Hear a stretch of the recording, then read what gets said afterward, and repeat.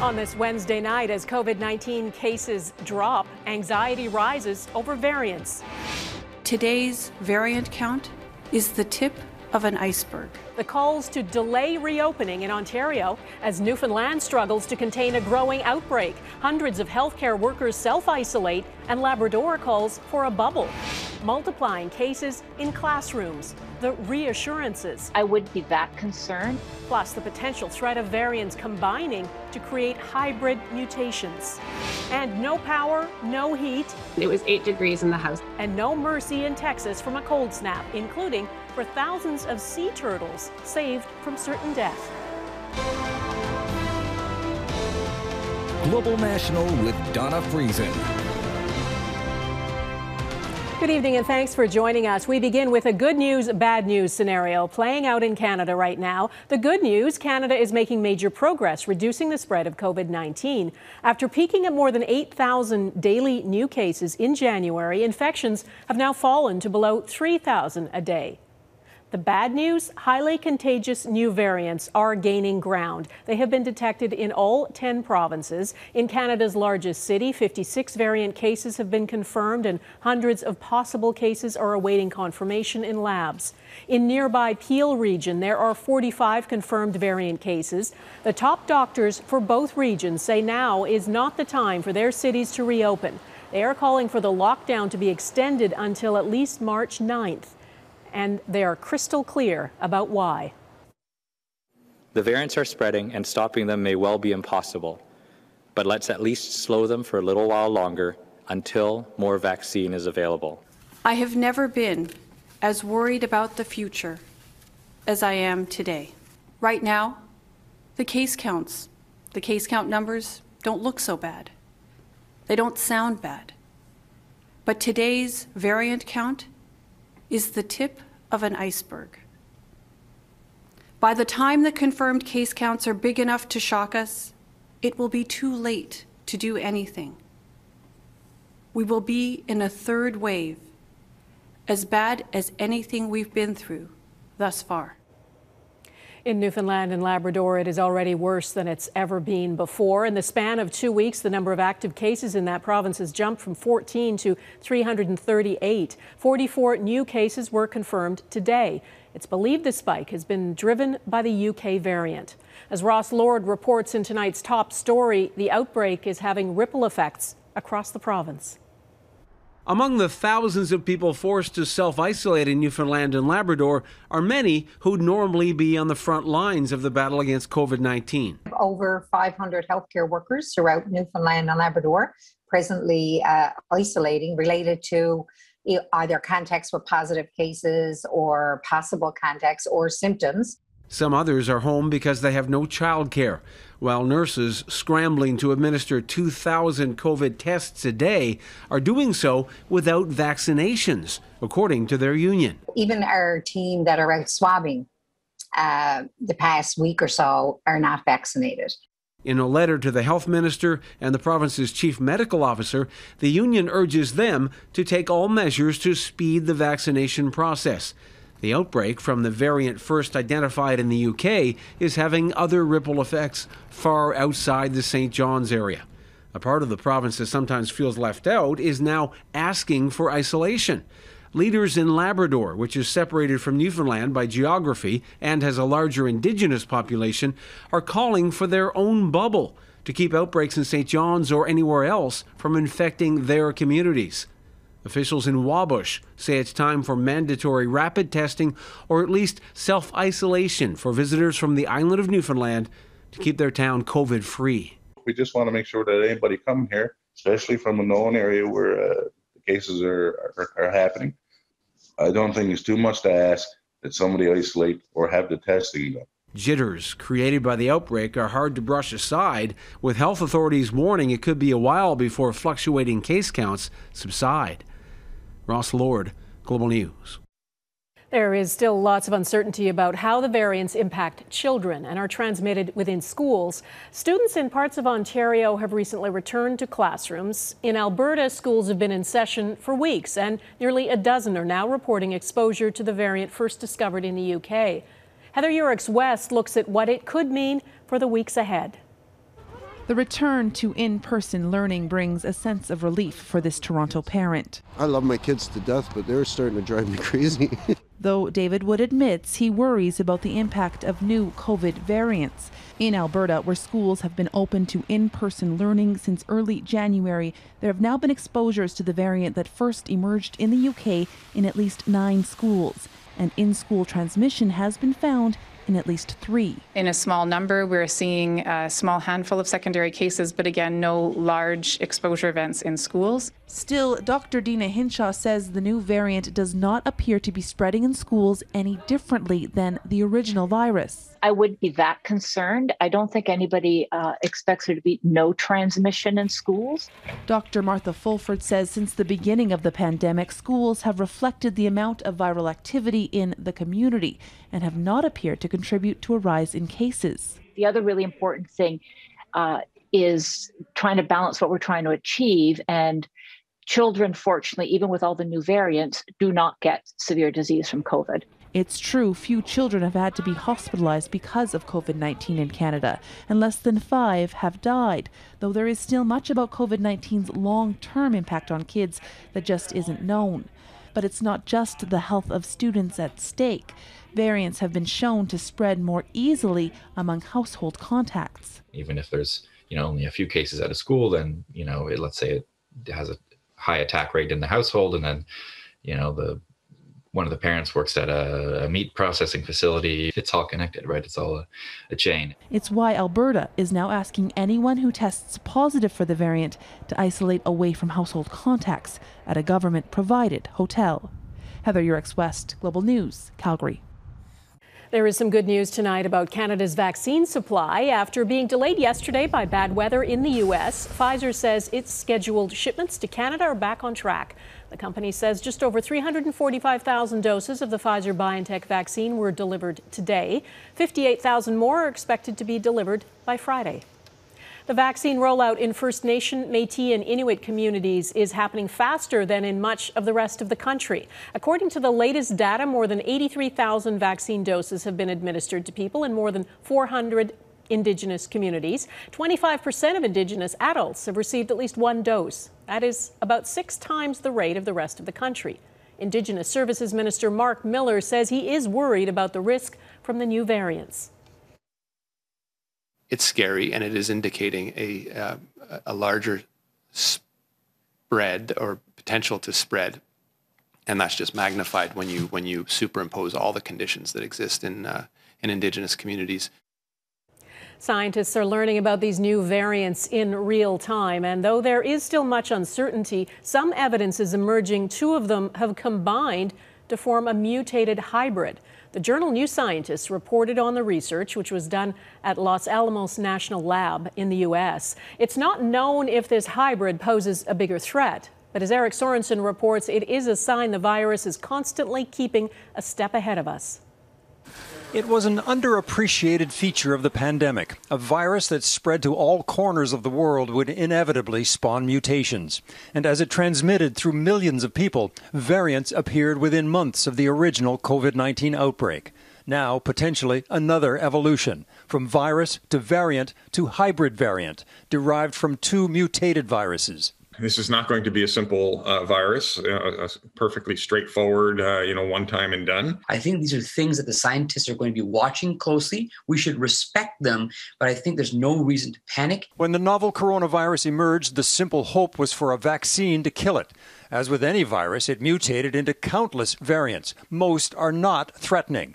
But variants of concern, first spotted in the UK, South Africa, Brazil, and now California, have emerged, capable in some cases of spreading more quickly. Now, from a U.S. lab, reports of a recombinant virus, the UK and California variants together, creating a hybrid mutation, perhaps even more resistant and less familiar to the original vaccines. The more virus you have out there in the world, and the more variants there are allowed to mix, the greater and greater chances you are taking of something brewing that becomes extremely dangerous. Mutations often weaken a virus, but in a pandemic so widespread, some variants are proving more transmissible. It will force vaccine researchers and manufacturers to keep up. We don't know whether these variants will continue to evolve where it gets to the point where the current vaccines that we have are no longer sufficiently effective. Scientists say the best approach right now is to blunt the spread of the original virus to reduce opportunities for mutations. It doesn't mean life can't get back to normal relatively soon. In the future, yes, we may have to get booster shots with a slightly altered vaccine as the virus continues to change, but this is very similar to what we see with influenza. In the meantime, a scientific game of cat and mouse is underway as the virus changes and humans try to adapt. Eric Sorensen, Global News, Toronto. Now to London and news about Prince Philip. The 99-year-old husband of the Queen is in the hospital tonight. The palace says it is not an emergency situation, that he was admitted as a precaution. Our Europe Bureau Chief Crystal Gamansing is keeping an eye on developments for us. Prince Philip, the Duke of Edinburgh, will spend at least a couple of nights here at the King Edward VII Hospital. It's not your typical clinical-looking facility. It's tucked into a normally quiet residential London neighborhood. It's not known what's wrong with the 99-year-old, but we know it is not COVID-19. Prince Philip and the Queen received their vaccinations last month. According to a short statement from Buckingham Palace, he had been feeling unwell for a few days. It's reported he was taken from Windsor Castle by car, not ambulance, to the hospital in London, where it said he walked into the facility under his own power, underscoring what the palace is calling a precautionary stay. As word spread about his hospitalization, media from around the world began gathering. Prince Philip retired from active royal duty in 2017. In December of 2019, just like now, the world was on edge when he was admitted to the very same facility. The prince's health is top of mind for many in Britain. Prime Minister Boris Johnson sent his best wishes to the Duke. Prince Philip will turn 100 in June, and while an active, otherwise healthy individual, his age is a concern. The palace says while he's here, he will be observed and get some rest. Crystal Gamansing, Global News, London. Nothing is sacred, it seems, for some people who troll others online. The daughter of Captain Sir Tom Moore, the war veteran who raised millions of pounds for Britain's National Health Service, says she shielded him from online abuse in the weeks before he died. She says her father faced outrageous negativity after a family trip to Barbados in December. She says the family kept the offensive messages a secret because they feared they would break his heart. Captain Tom struck a chord with his record-breaking walk around his garden 100 laps before his 100th birthday, and he raised tens of millions of dollars for healthcare workers caring for COVID-19 patients. Moore received floods of supportive messages and so many cards on his 100th birthday they filled the hall of his grandson's school. His daughter refuses to let the haters ruin what he did. I couldn't tell him. Because how do you rationalise to a 100-year-old man that something so incredibly good can attract such horror? So we contained it within the four of us. And we said that we won't play to them. We're not talking to those vile minority. A 35-year-old Scottish man charged with tweeting an offensive message has pleaded not guilty. Moore died on February 2nd. He'd been fighting pneumonia and had tested positive for COVID-19. Millions of Texans are bracing for another cold, dark night coming up, while officials say they have to keep the electricity off. Plus, demolishing an eyesore, a former landmark, crumbles.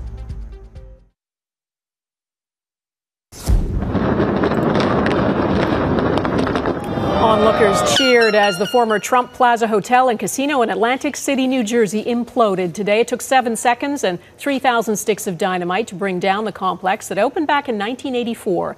Former U.S. President Donald Trump lost control of the site in 2009 in a bankruptcy. It shut down 5 years later. In its heyday, it was Atlantic City's premier casino. In parts of Texas, power is still off as that deadly deep freeze holds its grip. Tonight, nearly 3 million homes are without power and without heat. Makeshift shelters have been set up to keep people warm. As Jackson Protzko reports, with no clue when the rolling blackouts will be over, there could be more cold nights ahead. First came the deep freeze, now an ice storm, just as millions of Texans start another day in the dark. Do you have a reason to think that you could lose power again at any moment? Oh, for sure. I'm actually very surprised that I have had it for 4 hours now. Rachel McCormick is Canada's Consul General in Dallas. She, her husband, and their 2 young girls are on their 4th day of long, rolling blackouts. It was 8 degrees in the house, 8 degrees Celsius in the house. The houses here just aren't built like they are in Canada, right? And a lot of people are having problems with pipes freezing. With the power out, the basics of life fade away. Many places have no water. Those that do advise people to boil it. The lines for groceries are growing ever longer. We're just trying to get something to eat for now. With the crisis still unfolding, the state's governor has tried to blame frozen wind turbines for the disaster. Our wind and our solar got shut down. It was, in fact, natural gas and coal plants that failed. The state grid is so fragile in cold conditions, officials insist they had no choice but to keep the power off. If we had allowed, instead of going for these outages, to allow a catastrophic blackout to occur, that could be for months. The outages could last into next week. We're just hoping that the lights will come back soon enough, because it's really freezing. It's horrible. As people desperately try to stay warm, a growing number are dead from carbon monoxide poisonings, and there are growing questions about why Texas wasn't better prepared. Jackson Protzko, Global News, Washington. Rush Limbaugh, a talk radio megastar, has died.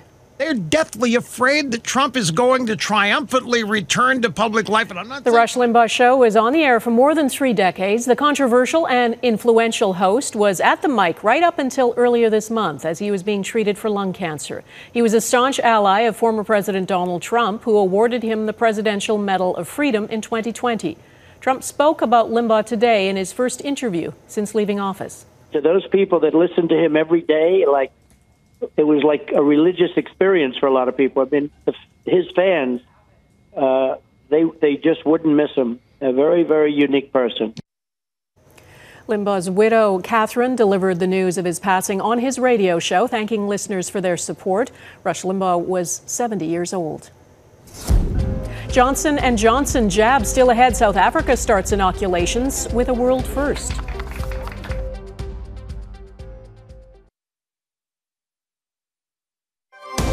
You're watching Global National. Japan's fight against COVID-19 took a major step today. The first vaccinations began. Frontline healthcare workers are first in line to get the Pfizer-BioNTech shot. Japan's vaccine approval process has been slower than other major economies because of deep-rooted concerns about safety, plus a requirement to conduct domestic clinical trials. Vaccinations are seen as critical to holding a successful Summer Olympics. The Games have already been delayed a year because of the pandemic. South Africa's vaccination campaign is pivoting in an effort to get the highly contagious variant first identified in that country under control. Healthcare workers and government officials, including the president, were the first to roll up their sleeves and get the single-dose Johnson & Johnson vaccine. It's still in the trial phase and hasn't been approved anywhere in the world. South Africa suspended its rollout of the Oxford AstraZeneca vaccine after data showed it gave little protection against this South African variant. What do Elon Musk, Texas, and sea turtles have in common? Next, a remarkable rescue story.